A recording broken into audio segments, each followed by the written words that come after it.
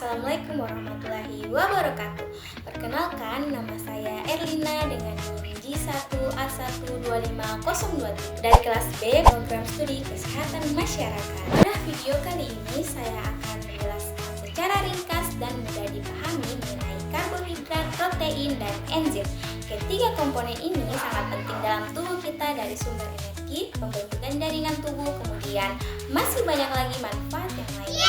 Tanpa berlama-lama, mari kita mulai penjelasan. Pertama, kita bahas karbohidrat.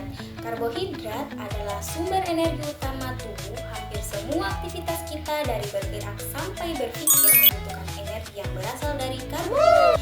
Karbohidrat ada 3 jenis, yaitu 1. Monosakarida, yaitu gula sederhana, contohnya glukosa dan fruktosa. 2. Disakarida, gabungan 2 gula sederhana, misalnya sukrosa pada gula pasir dan laktosa pada susu.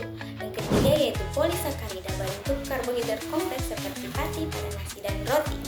Fungsi utama dalam tubuh, karbohidrat akan dipecah menjadi glukosa. Glukosa ini kemudian digunakan sebagai energi atau disimpan dalam bentuk glikogen di hati dan otot. Tanpa cukup karbohidrat, tubuh akan cepat lelah, otak dan sel tubuh sangat mengandalkan glukosa.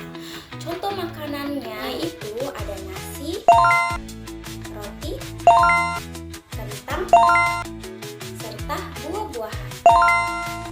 Selanjutnya kita masuk pada bagian protein. Protein adalah zat pembangun dan perbaikan jaringan otot, hormon, antibodi hingga enzim.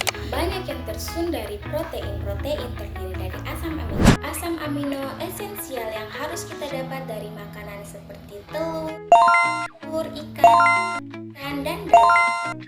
Asam amino non esensial yang dapat disintetis tubuh sendiri. Fungsi protein antara lain membentuk otot dan jaringan tubuh, membentuk antibodi untuk pertahanan tubuh, menyusun hormon, menjadi cadangan energi ketika karbohidrat dan lemak kurang.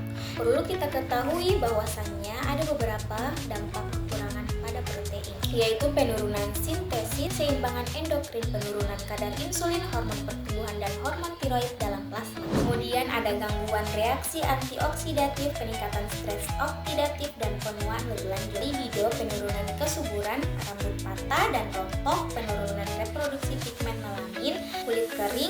Kemudian kita bergeser pada dampak kelebihan protein pada individu sehat. Pola makan tinggi, protein menghasilkan sejumlah besar asam dalam cairan tubuh sehingga tulang menyediakan buffer melalui repsosir tulang yang mengakibatkan kehilangan kalsium yang berlebihan sebagai protein yang dapat menyebabkan pembentukan batu ginjal. Ada protein hewani juga yang merupakan sumber utama purin sehingga berisiko terjadi hiporiorisa. Selanjutnya ada senyawa NH3 atau amonia, terbentuk dari hasil katabolisme protein namun diubah di hati menjadi urea agar tidak beracun. NH3 juga merupakan promotor tumor usus besar yang diinduksi secara kimiawi oleh nitrosom yang terbentuk dari residu bakteri di usus besar. Ada juga beberapa mutasi kromosom yang ditemukan pada kanker kolesterol manusia konsisten dengan efek NOC dan jadi penting bagi kita semua untuk memastikan konsumsi protein harian cukup, terutama bagi anak-anak, lansia, dan orang yang sedang pemulihan penyakit. Contoh makanannya yaitu ada daging, telur, kacang-kacang. Kemudian yang terakhir yaitu enzim adalah protein khusus yang berfungsi mempercepat reaksi kimia di dalam tubuh. Tanpa enzim, reaksi tubuh terjadi sangat lambat dan tidak mampu menopang kehidupan.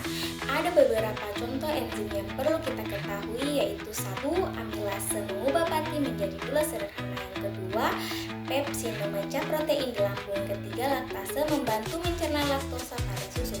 Enzim bekerja seperti kunci dan gembok. Setiap enzim memiliki bentuk khusus yang hanya cocok dengan molekul tertentu. Faktor yang mempengaruhi aktivitas enzim sangat sensitif terhadap suhu dan suhu atau pH yang ekstrim dapat menyebabkan denaturasi, hentikan fungsi enzim. Contoh fungsi enzim pencernaan seperti amilase, protase, memecah makanan, dan molekul yang lebih kecil. Jadi kesimpulannya, karbohidrat adalah sumber energi utama, protein adalah zat pembangun tubuh, sedangkan enzim membantu mempercepat reaksi kimia dalam tubuh. Semoga setelah menonton video ini kita semua bisa lebih memahami bagaimana tubuh bekerja. Terima kasih sudah mengikuti sampai akhir dan tetap semangat untuk belajar. Wassalamualaikum warahmatullahi wabarakatuh.